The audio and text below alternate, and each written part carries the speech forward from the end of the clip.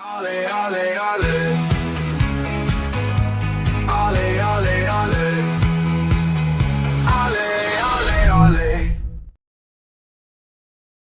Well, hello, Blades and Coventry fans, and well, maybe some neutrals watching as well.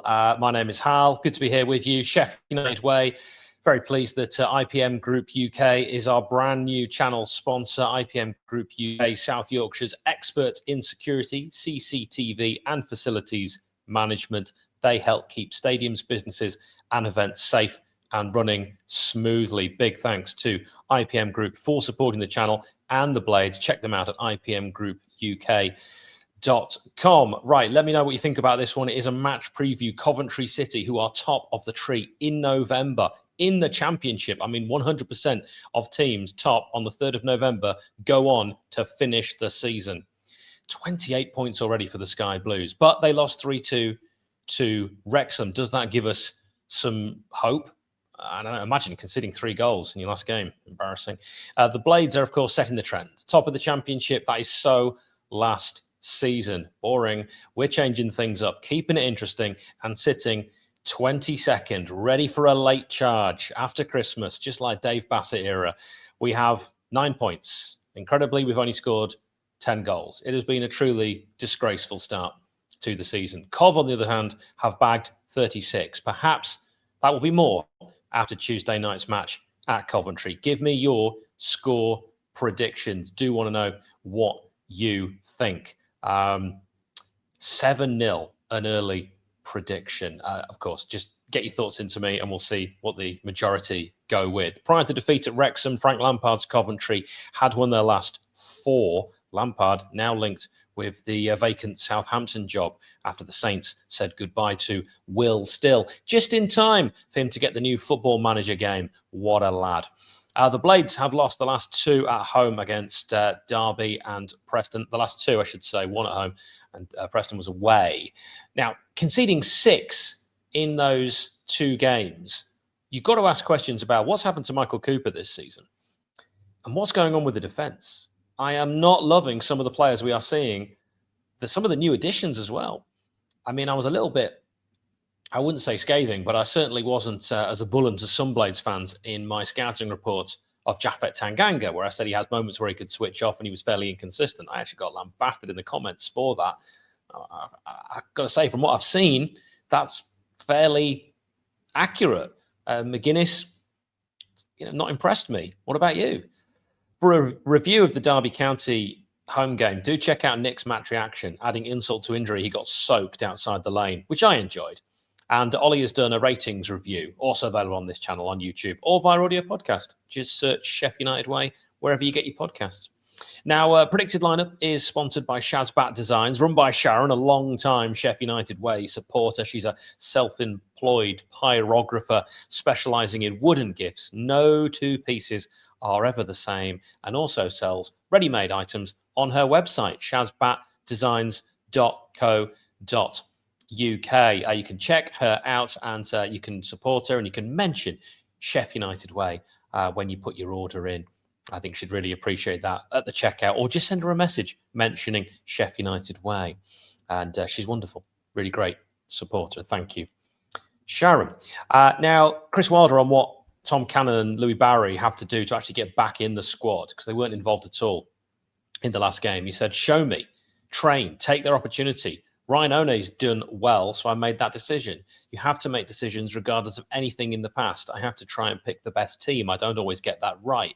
Try to pick the best approach, which I think we are doing at the moment. Any opportunity, whether it's training, minutes, starts, they've got to grab it and stick themselves at the front of the queue.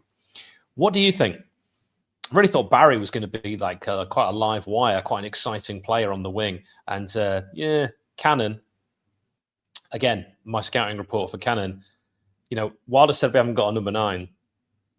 Cannon was in that mould of Kiefer Moore. And I think what Wilder's referring to when he says we haven't got a number 9 type is a McBurney or a Kiefer Moore type player. Well, actually, Cannon's stats, when I did my scouting report on this channel, said he was very, very similar to Kiefer Moore. And that was actually why I questioned, did we need Tom Cannon when we already had Kiefer Moore? Because the stats said that Cannon was actually not as good as Kiefer Moore. that's what I looked into. Blades Pod said the same thing. I was not on an island on my own with that one. Now, I asked Nick for his team for this Coventry game. He's gone with Cooper, Sariki. Interesting. Waldo may not agree, Nick. Tanganga, McGuinness. How bad must Binden and Zatterstrom be in training? Me, thanks, Nick. Burrows, Sumere, Peck, Tom Davies, Callum O'Hare. He's playing well. He's trying. Danny Ings. One striker again, Nick. We have no number 9, apparently. Let me know your thoughts. Do you agree with Nick? I absolutely do not. Our opponents are Coventry City, losing 3-2 to Wrexham last time out for the Sky Blues, but they have had a really strong start to the season. They are a very good team and seem to have improved in a number of areas under Lampard's leadership. They're better than the team that came to Bramall Lane, for example, last season. That was the last good league, exclude playoffs, that was the last good league performance for a Chris Wilder Sheffield United. Yeah, I said it. Coventry, they've surprised me with how quickly they came out of the traps this season. Can they sustain it? Or will that defeat against Wrexham be the start of a blip? Time will tell. Sakamoto, Mason Clark, look out for them. They scored against Wrexham in that defeat. And in that Wrexham clash, Coventry lined up with Carl Rushworth in goal, Kane, Kessler, Hayden, Kitching, Wolfenden, Bidwell, then that Sakamoto player that I just mentioned who scored, Grimes, good player, Jamie Allen, Ephron, Mason Clark, Brandon Thomas Asante, and the dangerous Haji Wright. My mate Al, hi Al, sure he's watching this, Coventry fan. I said, what formation do Coventry play? You're a Coventry fan. You tell me. He said 4-4-2. Everything I looked at online said it also becomes a 4-2-3-1. You've got Oliver Dovin and Jack Radoni, been injured for a while. Joel Latta-Bodieri returned to the matchday squad last match. Victor Torp, the midfielder, he returned to the bench against Wrexham as well. Thomas Asante, he's the man I think we've just got to keep an eye on. I mean, many players are dangerous, but he's been in impressive form in front of goal. He scored 7. Now, the Coventry view from, which has not been pleasant reading. Roy, once again, doing fantastic work. Do check out the view froms before each game, even if you think, I don't want to read this. I mean, the Wednesday ones are always just fantastic, particularly when we beat them and you can look back on them. But check out roysviewfrom.com. Here's what Cov fans have said. Really need to smash them. It'll be a difficult game. It's hilarious how bad Sheffield United are doing this season. Would love to see them go down. Is there any need for that? Do they have good players? The ones they brought in are nowhere near as good as the ones they sold. I suppose the big question is, are Sheffield United mediocre or lower? The noun mediocrity means the quality of being average or ordinary. You can't be great at everything. In some areas, we fall into mediocrity. So there we are. Put that one at the end just to bring our old friend Billy Balance back into the equation. Referee for this one brought to you by Parrot Peel, our good friends Parrot Peel virtual band. Many of their members are Blades. Check out parrotpeel.com. They have a new album out called Pop Songs Your Mum Would Like. Check it out. It's full of soft music, perfect for a cold winter's day. parrotpeel.com. The referee for Coventry versus Sheffield United, Tuesday, 8 p.m. kickoff, is James Linnington. He's only taken charge of 5 games this season, but he has given 16 yellows and 1 penalty. Last season, he was the man in the middle 24 times, which is still very, very low. I don't know why this guy doesn't get to referee many games, but 18 of those in that 24 were in the Championship. He gave 5 penalties, 1 red, 94 yellows, likes a yellow card. He reffed the match we lost, a crucial game last season away at Oxford. Oh, still shudder to think about that one. And he refereed Coventry's 2-1 home defeat against Swansea. So we both lost last time that he was the man in the middle for us. Now we come to our score prediction. I want to know your score prediction. What do you think is going to happen in this one? 5-0 Coventry, says Tom. Jessica's saying a tight 1-0 to the Blades. We're too good to be at the wrong end of the table. I could not agree more. Matthew asks, what day will it be when we get to 28 points? It does feel like it could be a long way away. Christopher says, we're at the right end of the table because we sold all our good players. So what is left? Are poor at best. We'll lose big at Coventry. Matt says 5-0 to Coventry. I do not like this. We are actually unbeaten in our last 3 league meetings with Cov. 1-2, drawn 1. Last 4 without a loss against the Sky Blues between December 2007 and March 2009. Can we make it 4 without a loss again? Coventry City are unbeaten in each of their last 9 home league games, though. This is where it gets tricky. They've won 7 and drawn 2. In fact, last going 10 without defeat at the CBS Arena between October 2019 and September 2020. They went on an incredible run of 11. We've played each other 56 times. Cov have won most of those, 22, United 19 with 15 draws. So it's fairly even Stevens, fairly even ender Stevens. I'm going to start saying that now. Carl says 5-1 Cov. That's the spirit. William is going 2-0 to the home side. Mark says Coventry with loads, Blades 0. Ash is going for a 1-0 United away win. Love it, Ash. Blades 1-0. Smash and grab. Matt says 4-0 Cov. John says 2-1 Blades. And boom goes the dynamite. Nick is predicting we lose 2-0. Don't like any of this. Feels very, very nervy. I'm nervous generally. I mean, I'm kind of an anxious person. But I do just want to touch on something, just to close, that people have been talking about online with COH Sport apparently losing interest and maybe looking to leave and maybe find new ownership. Of course, who knows? I would say that whilst we haven't been filled with a lot of optimism, I thought that Bettis's interview, Radio Sheffield, actually left me with more questions than answers.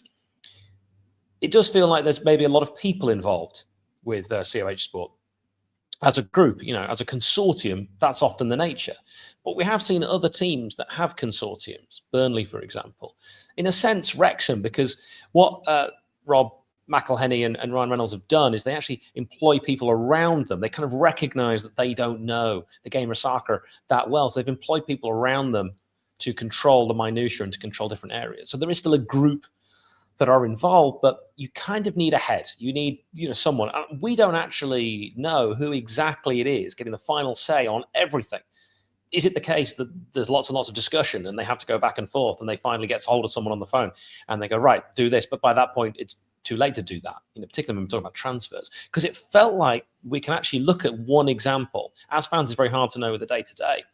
But transfers is one area we can look at, and that felt like a scattergun approach that was done poorly, with a lot of the deals done late, a lot of the deals that you kind of felt like, the first idea didn't work with this sort of data-led approach. Let's go with a slightly different method. Let's get Nathan Redmond in.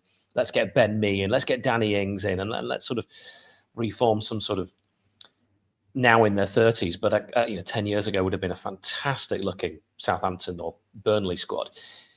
I didn't really understand any of that. And I don't really understand how we're going forward now. And I don't really know who, like Volgatron, who the head is. I don't know. So I maybe would want some answers there. But there are some rumours going around today, and that you're always going to get these speculation that they might be looking to sell already. Doubt that. Don't think it makes sense. And also, I think, really, as Blades fans now, it's going to be very, very easy to criticise. Very, very easy to get on their backs. It's probably now that they're going to need our support more than ever, because this looks like a group that are hard to like. There's some players in there that I like, and there's some players in there that don't look like they're giving 100% every game and making odd decisions that are frustrating.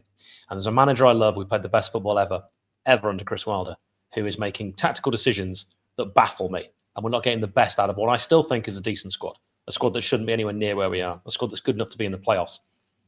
But if we are going to keep persisting with one up top, it's going to be difficult because we're not creating a lot. And when you're not creating a lot, you need creativity and you need strikers. And Chris Wilder is a manager who, back in the day, used to play 2 up top. He was wedded to 2 up top. We'd go down to 10 men and he'd leave 2 up top because he was all about attack. It's a different kind of attack now, but it's slow. It's, patient, they probably call it in the modern game. The stats tell you that we're creating a lot. The XG is good. We've got more possession. Doesn't matter. Really doesn't matter. Because you know what? Some of the best football I also saw wasn't necessarily pretty football, but some of the best results under Dave Bassett. Anyway, a different time. Football's changed. I'm going to badger on for too long. Thank you all for watching or listening to this match preview. If you don't already, please check out our audio podcast. Do leave us a review on iTunes as well. It really does help us. Thanks again. Ollie,